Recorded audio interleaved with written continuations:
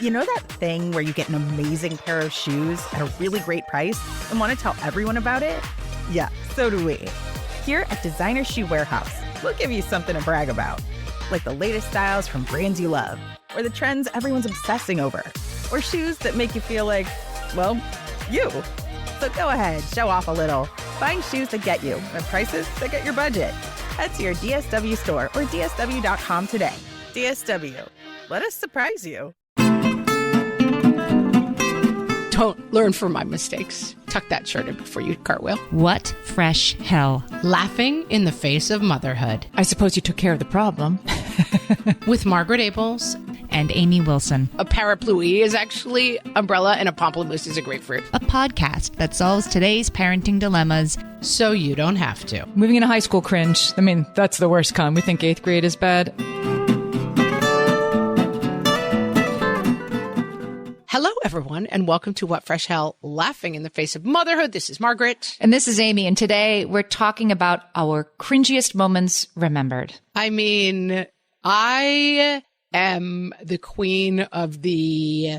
I don't wake up at 3 o'clock in the morning cringing, but right before I go to bed, I get the I can't believe I asked her if she was pregnant and she wasn't. I will say I haven't done that since I was in the 8th grade because I have had it happen to me so many times. I have a very specific 4-month pregnant body. Like I just, especially since having kids, I always look like I'm 4 months pregnant. I'm now aging out, I would hope at some point of being asked if I'm pregnant, but man, it's not slowing down the people asking, Amy. Oh, gosh. I get asked once a month and I'm just like, people, please stop asking me if I need a tattoo on my forehead that says not pregnant, don't ask. Do not approach.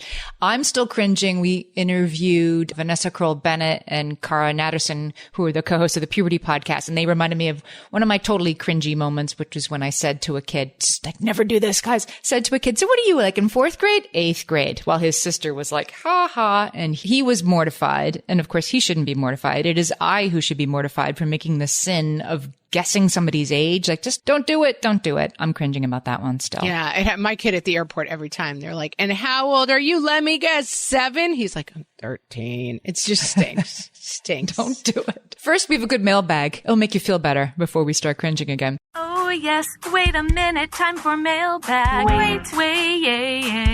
Check the mailbag. So Carly on Facebook wrote in to say, my mom just called me to say the doctor she sees every month to get her blood test done was having a hard time with her 3-year-old last month at her mother's appointment the previous month. So my mom told her about What Fresh Hell. And today, when my mom went back in for blood work, the doctor was raving about how much the podcast has helped her. We love it. Thanks, Carly's mom. Spread the word out there, people. Tell people, don't get a not pregnant, don't approach forehead tattoo. Get a you should be listening to the What Fresh Hell podcast for. Ask me about What Fresh Hell. We love it. Thank you. As always, we went to our Facebook page to say, friends, what is your cringe? What is the dumb, stupid thing you've done wrong? Not the terrible tragedy, just the slightly stupid thing. Not I married the wrong person. Right. Little stupid things. I'm not saying you didn't marry the wrong person. You may well have married the wrong person. That's not what we're talking about right now. We are talking about the simpler things.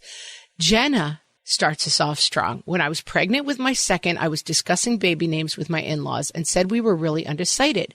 My mother-in-law said, what about Didas? I thought she was making it up as a joke, so I chucklingly said, what the hell kind of name is Didas?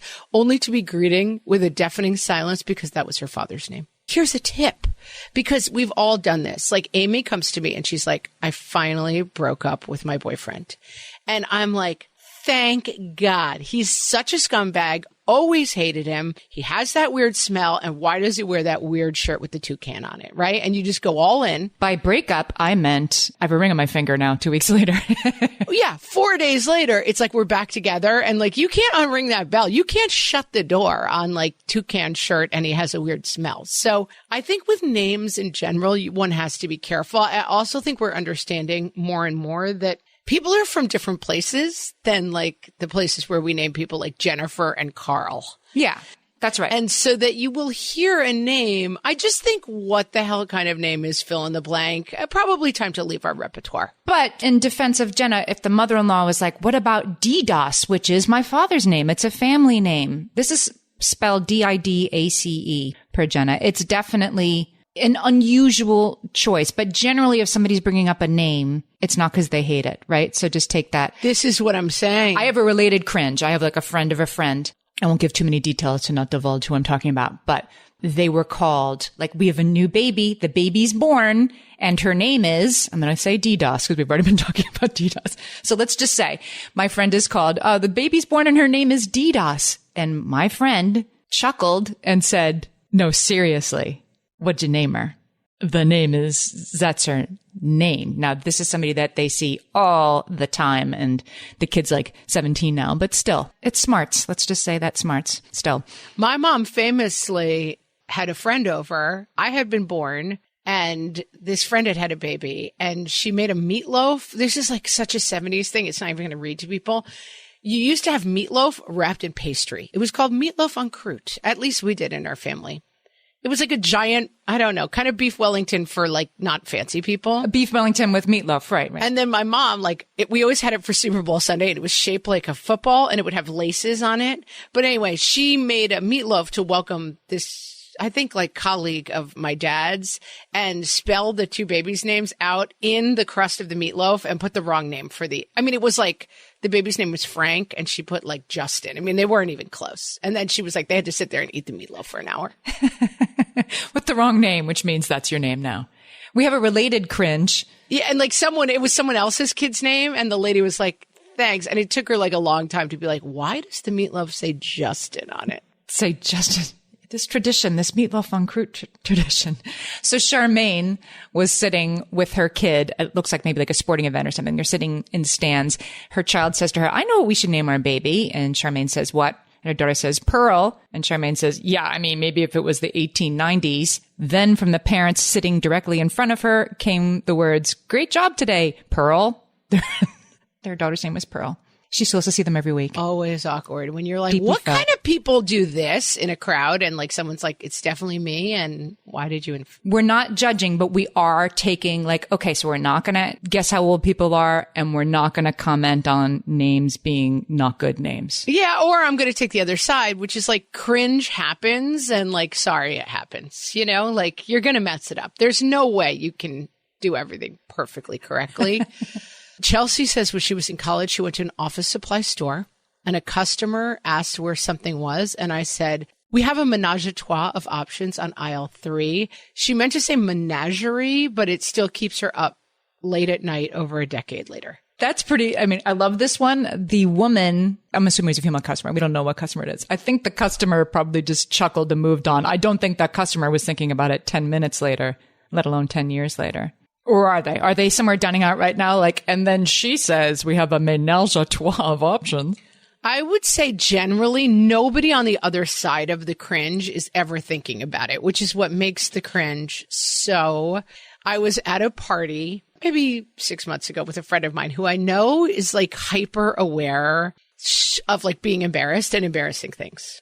She says my favorite thing, which is she doesn't like to go to plays because it's really embarrassing to watch people pretend to be other people. And I'm like, that's like, I get it. Like, she's hyper aware of embarrassing things. Sometimes what she's imagining for like how embarrassing for those actors. They must feel so embarrassed. Almost all of which are embarrassed, but I also know what she means. That like, why are we all sitting here pretending this guy is Sweeney Todd when it's really Josh Groban? Like, I get it. Like, it's all. Who is it embarrassing for? Is it embarrassing for all of us? It's embarrassing for everyone. Everyone in the audience, everybody involved. And then if it's bad, it's just like the energy is turned up on the embarrassment. You know, it's just, life was very embarrassing. And she was interacting with somebody at the party and was like, oh, and didn't your daughter recently get engaged? And like the woman was like very blank faced. And then she said, oh, I think you're thinking of, you know, Sheila, some other woman involved in the organization.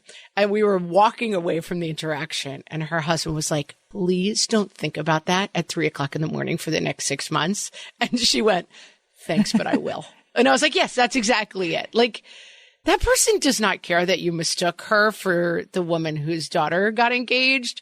But you know that feeling of like, I said, like the flight attendant said, have a good trip. And you said, or the ticket counter agent said, have a good trip. And you said, you too, even though they just work there. And you're like, okay, I have to think about that for the whole plane flight that I said something stupid. And that person hears it 40 times a day. I'm going back to this audience thing because it occurs to me I was in an audience over the weekend. Again, won't divulge too many details, but it was a singing performance. And I was in an audience of, 300 like strangers. Like it wasn't like my kid's grade school or anything. It was an audience where I didn't know anybody in the audience and people were singing. Different groups were each singing like a song or two. And one song just went like so off the rails. Like they lost the note or they couldn't hear each other or something. And this chorus just went into the weeds. And that moment where like you are sitting there, then you are embarrassed. You're embarrassed for everybody. Like we are all going to sit here and look at our laps and pretend that we don't know that this is not going well and this doesn't sound right. And then they like went into a next verse, like, oh, there's more. There's going to be 2 more minutes of nobody on the right note. And we're all going to sit here and we are going to collectively engage and pretending this isn't happening, pretending this is fine in order to save this person from the full level of their cringe. Like we're good humans sometimes is what I'm saying. We're trying, but like the cringe, this is like, and I have no appetite for cringe inducing humor, but like this is what Sacha Baron Cohen often taps into so brilliantly. Yes, he's my favorite. And the one I think about is he's like pretending to be Borat and he's at some small local city council meeting and they're like trying to be so like welcome and cultural exchange and learning all about your culture. And he walks in and he's like, we will now observe the traditional Kazakhstani 16 minutes of silence.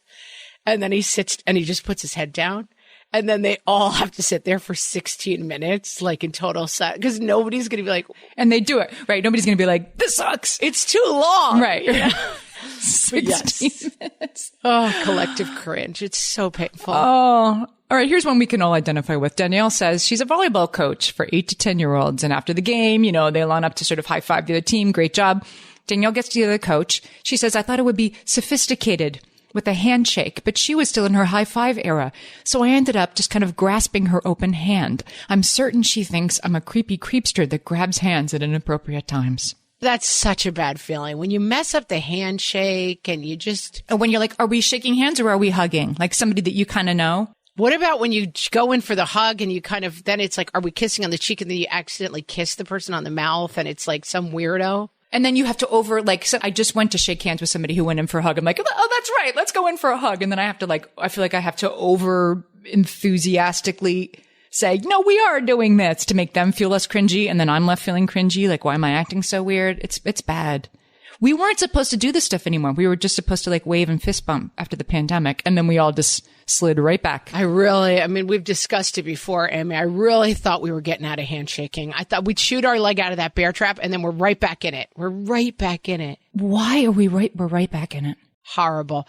Julie, when she was 8, got dared while they were walking home from school to give the finger to a passing car.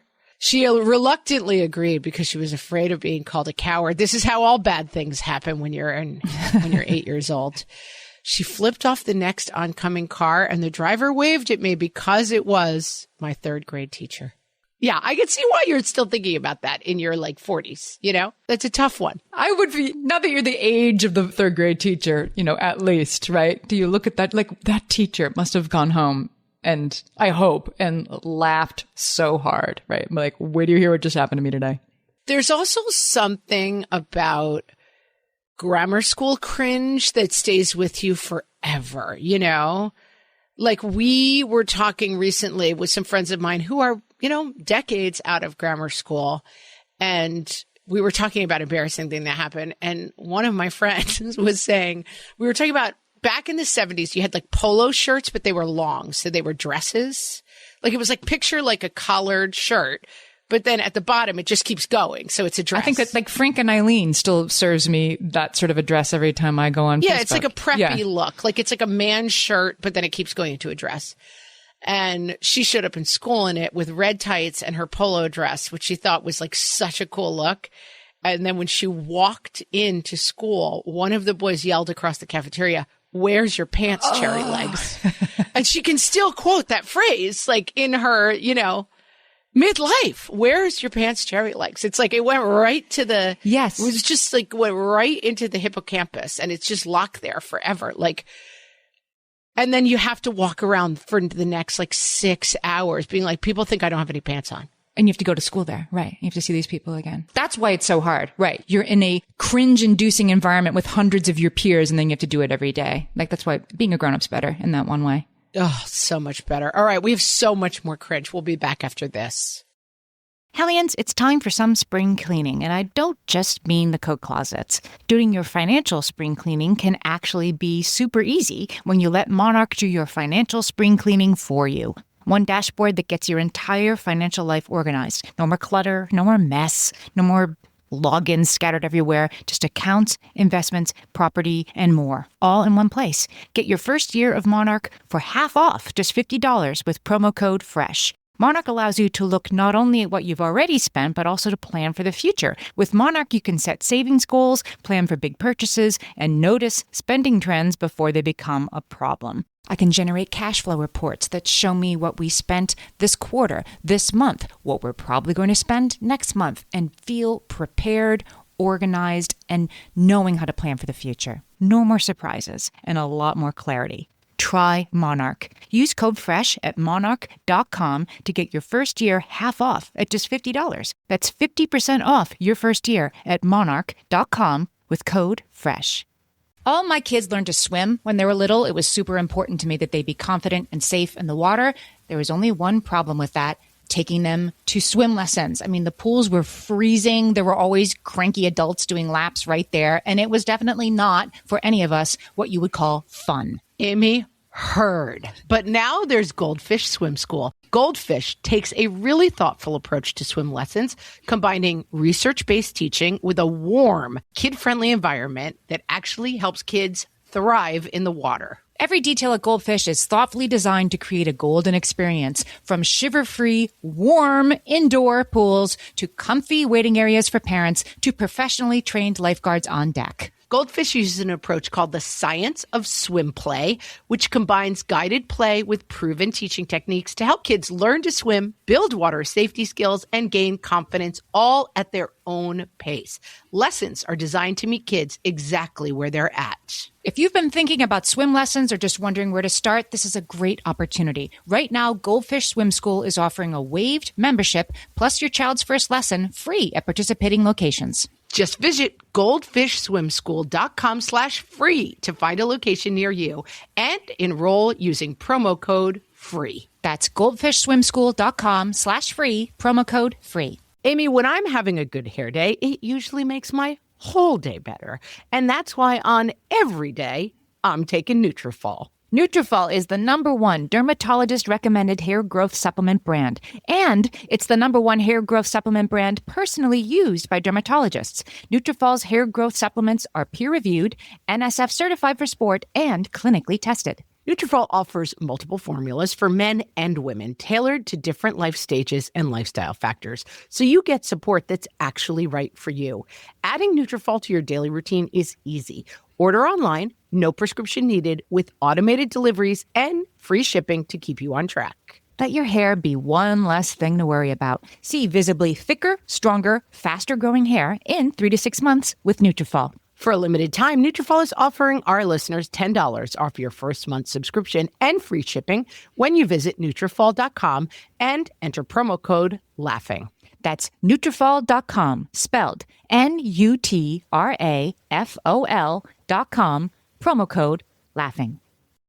Can I go to Jenna's? Because I feel like this is a cringe I can deeply identify with. Jenna cringes at literally anything she posted on Facebook from 2007 to 2013 or so. She says, I can't handle the on this day posts reminding me what I thought was like so clever and worth publishing back to the internet back then. Do you get these things every day that like, here's what you said in 2007. And it's like, I just got someone yesterday that said, Amy Wilson thinks Mario Van Peebles is full of himself. I'm like, wow, what was your beef with Mario Van Peebles? I don't know. I went and looked and I'm like, this is like a little bon mot I was playing with that day. I don't know what my problem was with Mario Van Peebles.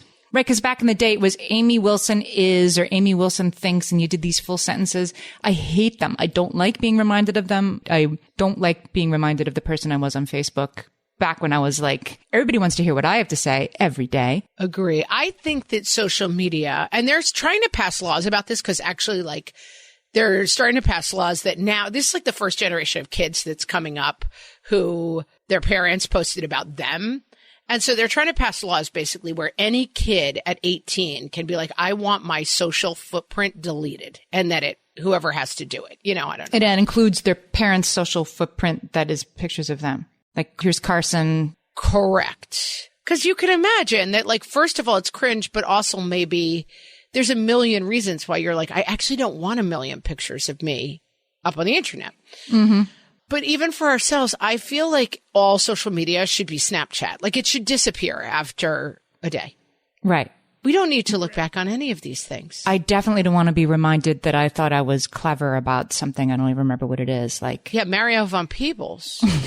I have a friend. I barely know who Mario Van Peebles is. I'm not really sure. But I barely know who he is. Yeah. Why did you take time out of your day to publicly shame him? I don't know. If anybody knows why I was mad offensive. at him. Right.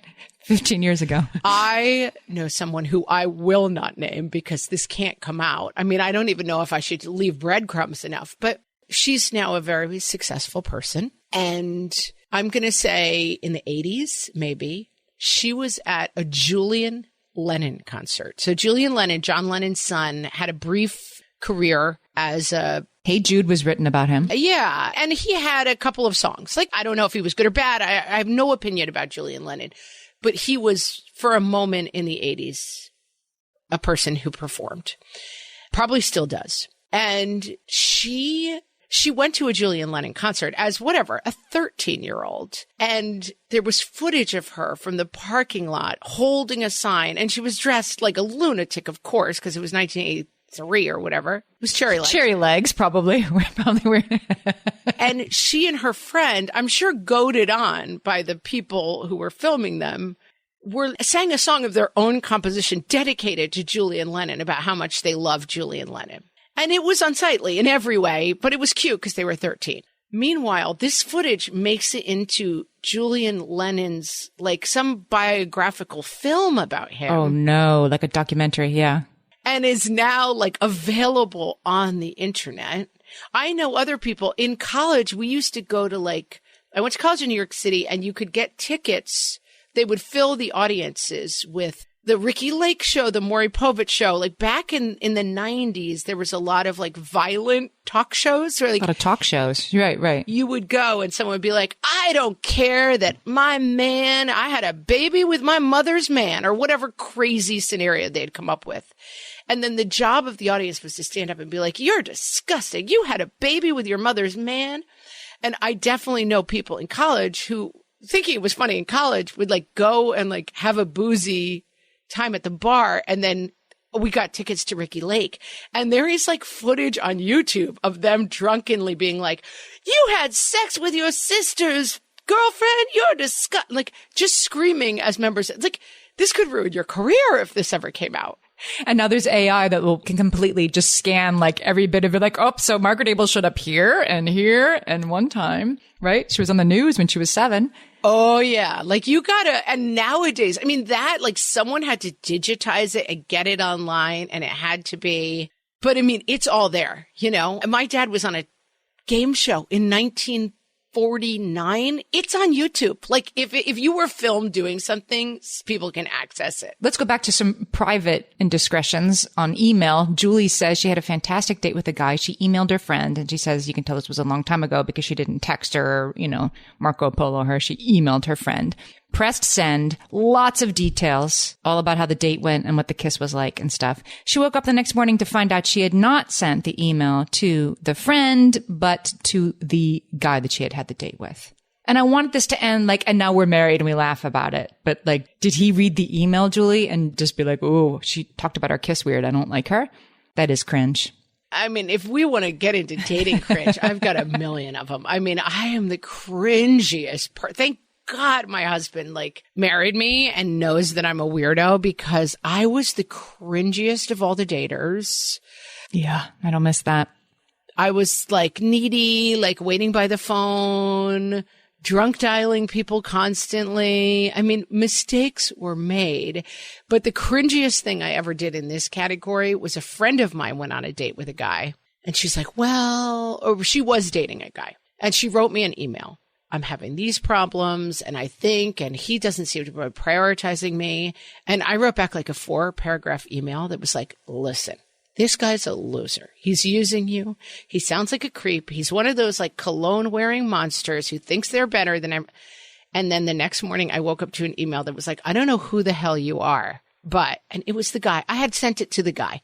I had sent it to the original. She forwarded me the email from the guy and she was like, what do you make of this? And I wrote like a line by line, like 4-page critique and I sent it to him.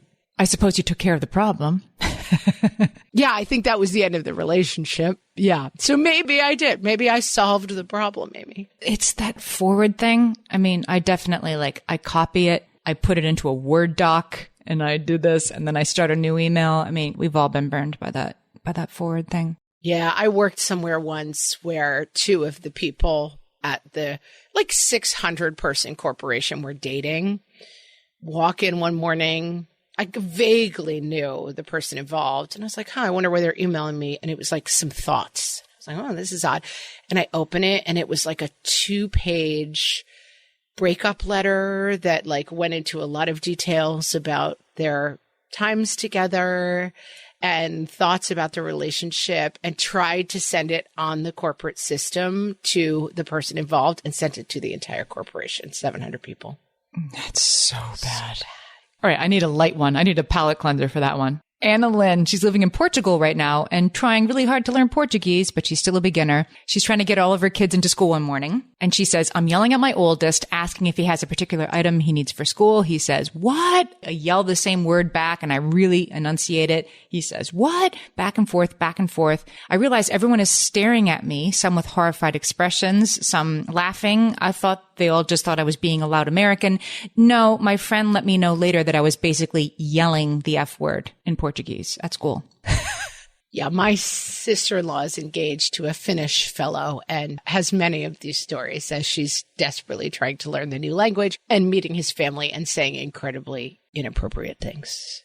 You know, you'd think they'd be more considerate and not have their dirty words be similar to, harmless English words. They should really think of that for us ahead of time. Yeah, my mom tells a story about being in France and she could speak French, but then it was raining. And she was at a hotel and she was trying to get them do you have any loaner umbrellas? And she kept saying pamplemousse, which is the word for umbrella. And then the guy finally stopped her and was like, do you wish to have grapefruit or do you want a parapluie? And a parapluie is actually umbrella and a pamplemousse is a grapefruit. Parapluie is umbrella and pamplemousse. And so, yeah. And she'd been angrily demanding grapefruits in the lobby of the hotel. Demanding a grapefruit the whole time.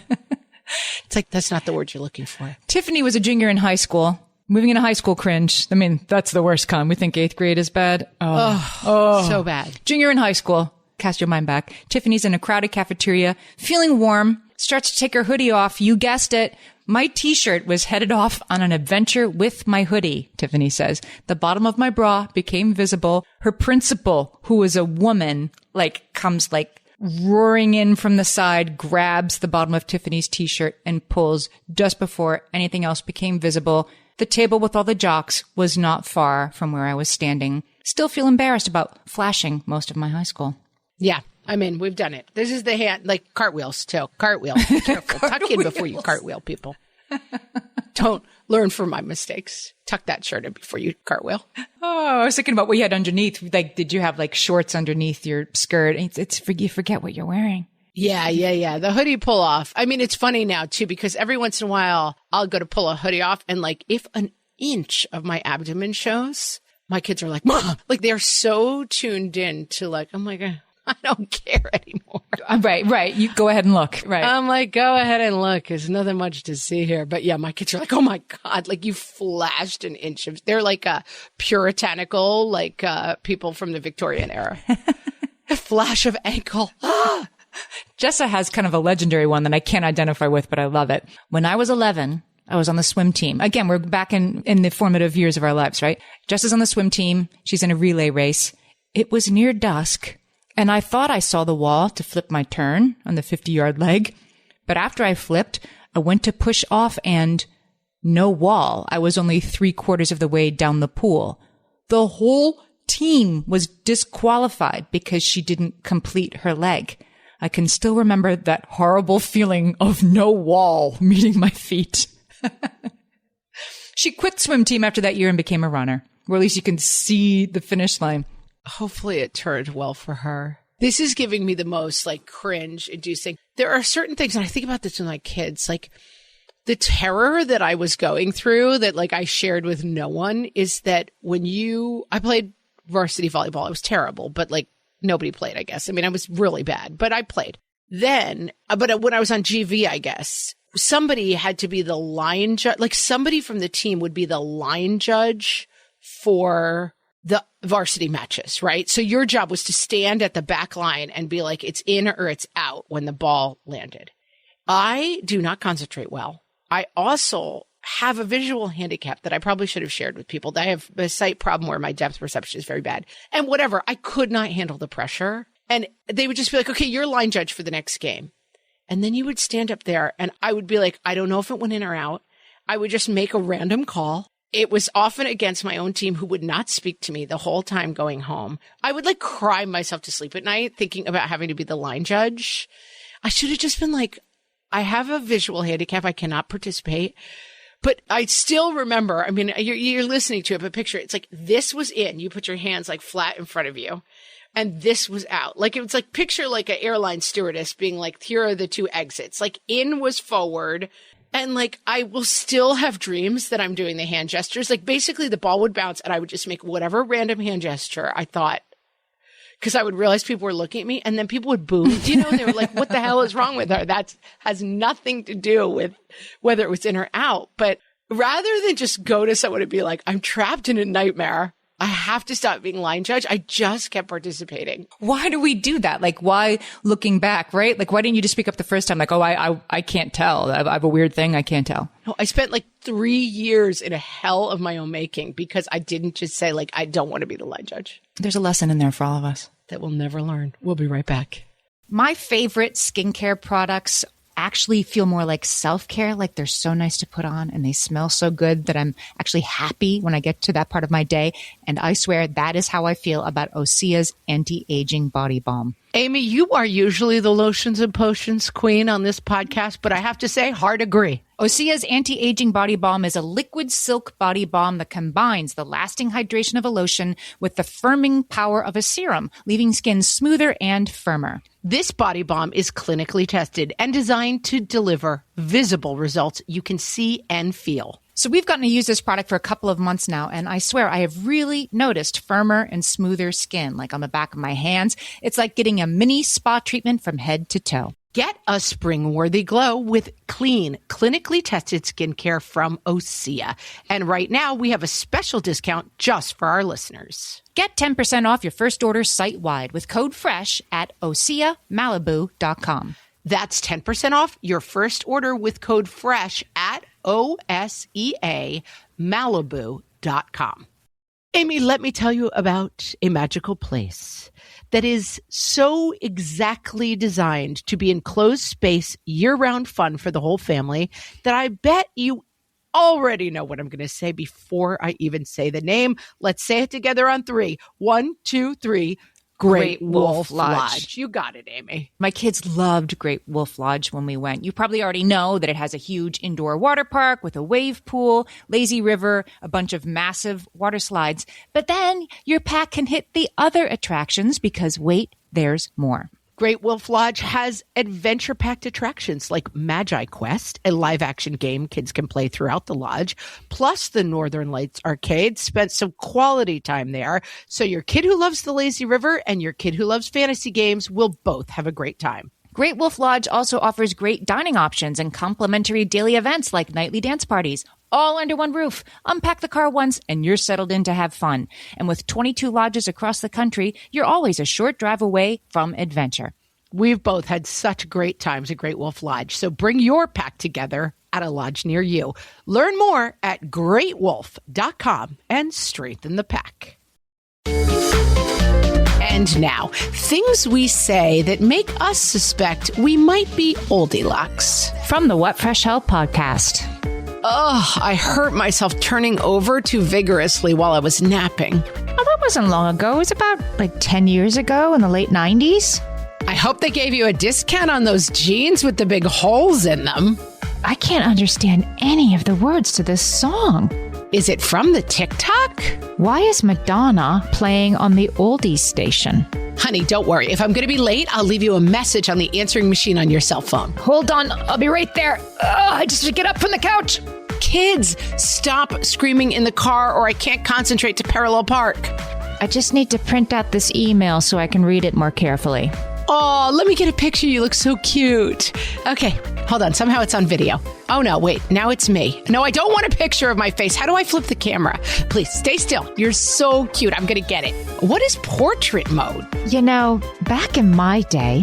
This has been Things We Say Now That Make Us Suspect We Are Oldie-Locks. From the What Fresh Hell podcast. Kristen says, I accidentally turned onto a freshly paved road that a road worker was trying to direct me away from. Once I realized my mistake, I looked in my rearview mirror and the poor man was just standing with his head down and shaking it from side to side like a disappointed father. I swear he probably still talks about me to this day. He's not mad. He's just disappointed. He's just disappointed. I want to speak to this because this is my nightmare. I feel like the flagger people who are like, you stop, you guys go. First of all, they're not that dedicated to their craft, those people. Like the other day, I pulled up. There's somebody building a house. We have curvy, narrow roads in my town. And the guy's like, just go ahead. And then I went to pull out and there was a guy barreling towards me. There was nobody on the other side. And then like 4 different people are yelling at me. And this is the kind of thing that really keeps me up at night. I'm like, I need to write an angry letter to the 6 people who were involved in that situation to clarify the fact that none of what happened was my fault. And like, we didn't actually smash, so there was no reason to have a conversation. But then the guy in front of me is yelling at me. I'm trying to back up, and now there's people behind me.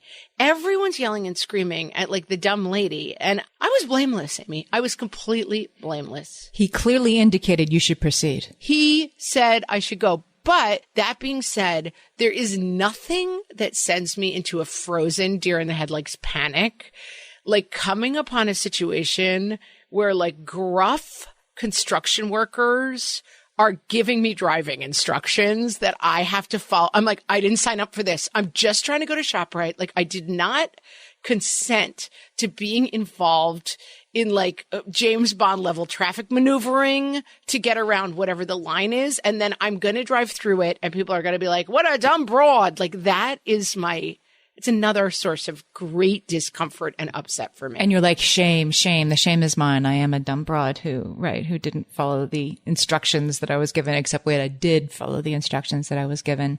I mean, highest degree of difficulty is if you're in New York City and it's like, I'm driving a minivan and it's like, go ahead right through here. And I'm like, I don't think I'm going to fit.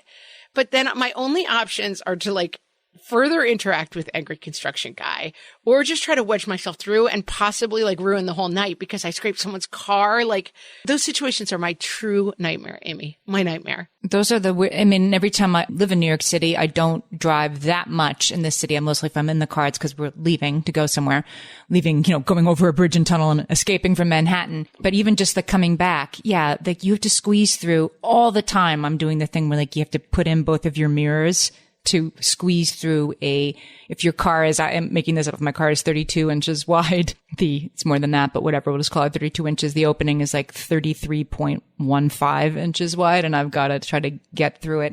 It's so stressful. That whole situation. And like the guy is sitting in the booth or wherever he is, even if you're just walking, wherever you are, he understands what's supposed to happen. And he said it 30 times, but I'm just I'm just trying to like go to the convention hall. I haven't signed up to be part of this rat's maze thing that they're doing. And the guy's like, you just go left down there around. And I'm like, I don't understand. And then you're standing there like a deer in the headlights. Like, what are you even saying? I have no background information. And now I'm being yelled at like an idiot and like you're somewhere just staring at me. Oh, I hate that situation. Hate it. Never stand on the sidewalk and direct me with parallel parking. Oh, that happens all the time in New York City. Like let me give you a hand uninvited. Here, I did not opt in to your hand gestures. Right. They make you stressed and I'm messing up. He doesn't think I'm parking well enough. I will abandon a perfectly good parking spot if somebody decides it's their job to help me.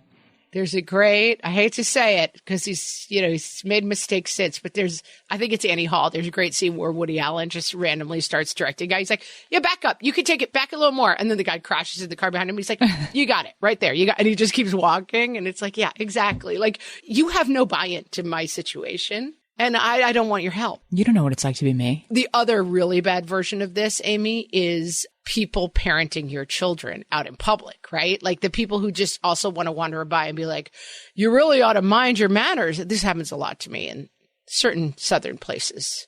Mariana, this is sort of a complicated one, and I'm on your side, Mariana. I think that you didn't misunderstand anything. See if you agree with me. She was in a high school marching band. We're back in high school because here we are. She was at a competition at a location that had little trains, like a kid's train at the zoo. Lots of setup here, guys. Little train at the zoo. You can picture that. I love this story, though. It's worth it. It pays off. So she was towards the front of the train. She says this lady came up to us. Perhaps she was the train conductor's wife. Let's just assume, right? A lady comes up, Mrs. Santa, comes up with 2 packs of saltine crackers. And she says to Mariana, take one and pass it back. So Mariana opens the package of saltines and takes one and passes it back. And she's thinking maybe we're going to feed ducks or something. I'm not sure why we're doing this. Then the lady goes on to explain that the crackers were for her husband's soup. And she wanted us to deliver them to him at the end of the train tracks. I realized in total embarrassment that take one and pass it back was referring to the package of crackers, not an individual cracker. And now I would have to sheepishly hand this man an open package of crackers for his soup. I mean, Mariana is faultless here. I mean, it's a very confusing interaction, but with the take one part, just pass it back, right? Yeah. The train conductor's wife, this is like a logic problem. If the train conductor's wife said take one and pass it back, what other meaning could there be to take one? The first time I went to a fancy spa with my bestie, we sat down and there were rolls, washcloths with ice and cucumbers, and we opened them and ate the cucumbers. And we didn't realize that they were for your eyes. And then 4 other people came in and put the cucumbers on their eyes. And we were like, oh. We were kind of confused. Like, why would you roll up a snack inside of a towel? It was just so that the cucumbery water would soak onto your eyes. But we were just sitting there eating them, having a little nosh. Mariana was just she was just on the train. She was just a passenger. She did not ask to be involved in this man's lunch. She was opted into labor, given manifestly unclear instructions. And now she's the jerk that she has one of his crackers in her hand. Did you eat it? That's what I want to know. Did you eat the cracker that you took out? So did you hide the evidence? I would. I think I would hide it. At that point, what do you do? Do you just... I'd be like, oops, they fell out of the zoo train that we're on. Sorry. What a strange story. Yeah. I've definitely been in those situations where someone's like, that was not for you. You're like, oh, my bad. Yeah, someone hands you something to be like, give this to someone else, and then you eat it. And it's like, that was for somebody else. But again, you're just trying to ride the train. You can't be blamed. It's not your fault. Right. I reject that cringe. That's not yours. Absolutely. Zoom, Amy. So many Zoom problems. I mean, Zoom is such a source. I mean, now many a famous story, unfortunately, about things that can go wrong on Zoom calls. Mm-hmm. Sarah says she was hosting a Zoom webinar for work. Webinars, particularly dangerous, friends. Because you think you're off camera. You're presenting and then you don't realize you're on camera. 50 people in the audience, all colleagues and constituents. After I introduced the panelists, I thought I turned my camera off. I only hid myself from my own view. There I was on camera, slouching all over the place, putting my hair in a ponytail, taking it down, checking my phone, making weird faces. 15 minutes in, my boss messaged me, do you know your camera is on? Luckily, I was able to edit myself out of the recording, but all those people who were watching it live know my shame. I mean, Zoom is such a bad place for... I would cringe if I was watching this person who didn't know she was on camera. I cringe for me, I'd like, oh, how can I hide that person? How can I move stuff around so I don't have to look at that person? I feel as embarrassed for myself as I do for her in this whole weird Zoom culture that we live in. Do you know what I'm saying? I've gotten to the point where I do not... I don't do anything on Zoom. I wouldn't, for example, we work on Zoom a lot. We record on Zoom. I'm on Zoom all day at different meetings with different people since the pandemic. I work from home.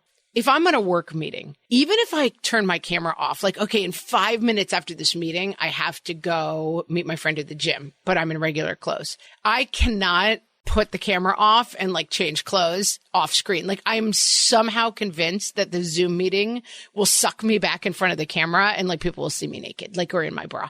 That it just sort of turns back on. I don't do it. Like I never mute the phone and I'm like, I'm talking to this jerk over here. Like I just take no chances. Mm-hmm. I would agree with that approach. Would you wait 15 minutes though? Like if somebody was, if you were making weird faces and looking at your phone. It's not quite, see, I see what happens. Like if she had started taking her clothes off, like if she had started doing something wildly inappropriate, but if you're just like listening to a meeting and you're like, I'm clipping my nails, I'm like, it's not, I get where it never quite crosses the line that I want to be like, right. You're on camera and you're embarrassing yourself. Cause that's kind of a big like onus on the other person to be like, she must not know. Right. But it has to get pretty far before you realize that. That's why it was 15 minutes. And it was her boss. Like, who's the person who's going to be like, does that person not realize they're on camera? Right. Putting your hair in a ponytail and taking it back out is like. It's like, you might do that. Right. At what point does it cross the line? And thank God, like nothing so terrible, but oh, the cringe. I'm going to go have to like take a hot shower to get this cringe off of me. There was so much cringy stuff, Amy. Sorry for all the cringe, you guys. Yeah. And let me tell you, all you could say is that the good news is everybody's cringier than you. Yeah. Right. I'm not saying you're not cringy because you are. It's super cringy. It's part of the full human experience. It's part of the full human experience to have the 3:00 moment where you called somebody by the ex-girlfriend's name. Like it's part of the full human experience. So Apple Podcasts. Do you listen on Apple Podcasts? Have you left us a rating or a review on Apple Podcasts? Because we are at about 800 reviews, which is amazing. 800 listeners have reached out on Apple Podcasts to say, we love the show and this is why. Apple Podcasts really like shows that have 1,000 reviews. Why? I don't know. Reasons. So our goal is to get from 800 reviews to 1,000 reviews. So if you love this show and you have not left us a review yet, it doesn't have to be long. You can just throw us some stars and say, listen every week, whatever. And it doesn't have to be a big time commitment, but we would love your reviews for this show. That would be awesome. Thanks for doing that. And with that, go cringe, go do even more cringy things until we talk to you next time. So long, Hellions.